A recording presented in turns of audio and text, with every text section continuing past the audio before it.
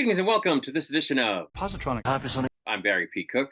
I'm here to talk to you about the latest episode of Stargirl, the penultimate episode of the series, unfortunately. It was called The Last Will and Testament of Sylvester Pemberton. And as it begins, we're in kind of a flashback to decades ago, where the ultra-humanite is Dolores, the actress that he took over, and she gets an acting award. He then beats the snot out of some guy that professed love for who he, of course, thought was the actress Dolores, but which in reality was Ultra Humanite.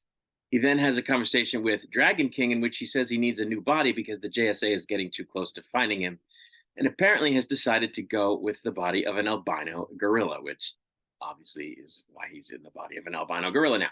Back in the present, Courtney is sad for Artemis and troubled over Sylvester's plan, to just outright kill Icicle. But her mom says that Icicle needs to be taken out because he killed the Crocs in cold blood. Sylvester then has a conversation with Artemis, who wants to kill Icicle as well. And he tells her that she shouldn't do it because going to jail wouldn't be the future that her parents wanted for her. And he explains that he's going to kill him for her.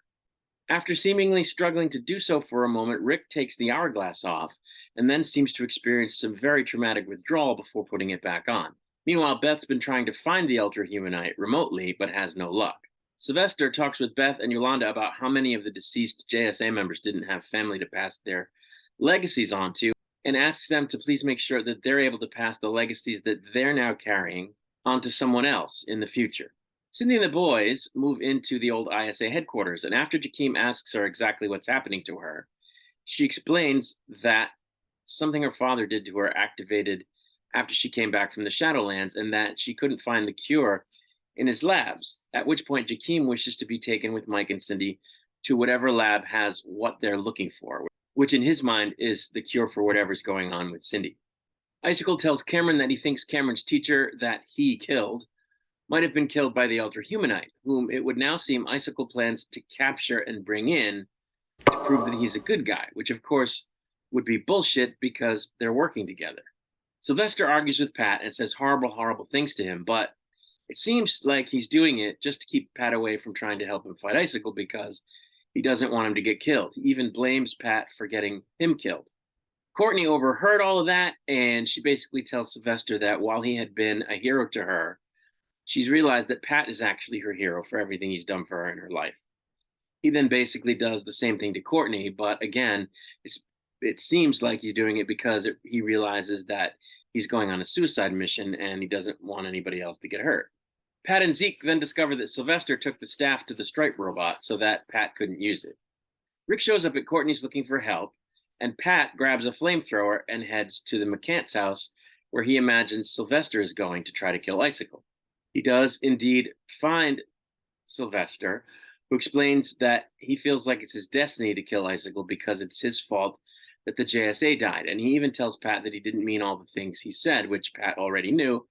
And then Pat says that he doesn't care that Starman is trying to protect him. He's not letting his friend face Icicle alone. The boys and Cindy find themselves in one of her dad's labs, and there would seem to be a body under a tarp on a table there.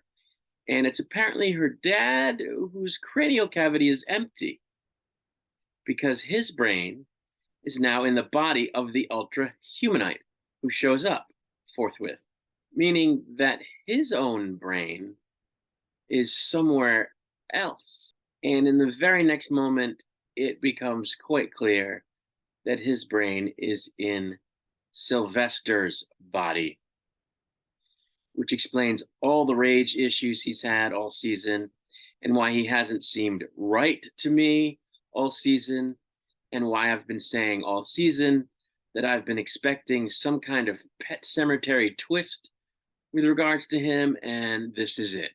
Only Sylvester's body came back from the dead, but the mind that he's carrying is a mind that's not right.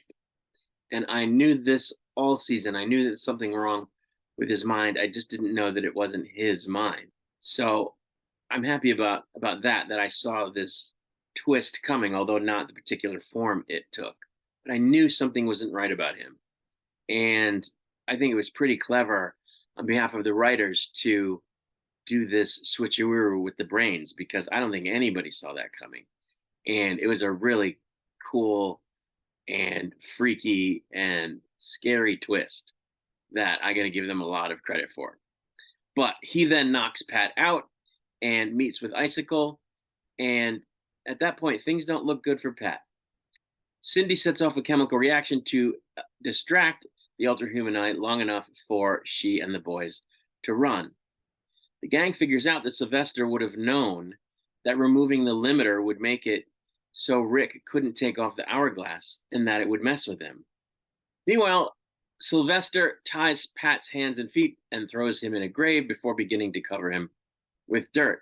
He explains that he faked the attack on himself, as well as that he deliberately set Yolanda against Cindy to keep Cindy away, because she probably would have figured out who he was, and that he manipulated all of the other members of the JSA in furtherance of his plans.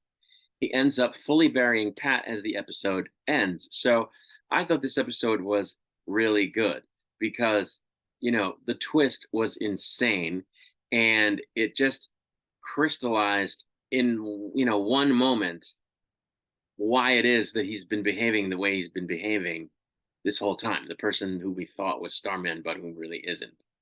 And, it's also a bombshell because, now we also know via the same sort of reveal that Dragon King isn't dead. He's in the body of the gorilla. And that he and Icicle and Ultra Humanite have been working together the whole time. And nobody, I don't think, saw that coming. I certainly didn't. And I have to give the writers credit for that. It was a big reveal. And the final episode of the series is going to be insane. So I'm really looking forward to that for that reason. But of course, I'm not happy about the show ending. I do have a question. Why was Sylvester, quote unquote Sylvester, able to use the staff? Now, he kind of explains a little bit about, cosmic energy being sort of contained within Starman's actual body and the bond with the staff. But I'm not sure why the staff wouldn't have known that that wasn't Sylvester. I didn't really get that. And they kind of paid lip service to the explanation on how he was able to use it. But yeah. And, the other thing too that's remarkable is that all the times when he wasn't raging out and flipping out, he was really good at being a mentor and a friend. And it was all fake. And that just shows you how, lost in the part Ultra Humanite has been. And he even says he's lost in the part. Pat almost tricks him into undoing the ropes and letting him out, but he catches himself and doesn't do it. So, and that was kind of a freaky thing as well, to see that he could be so lost in the part that he could actually pull it off when he wasn't flipping out. But yeah, so that's that. Next week is the series finale, and I will be back once it airs to do a review. Until I return, I wish you peace and long life.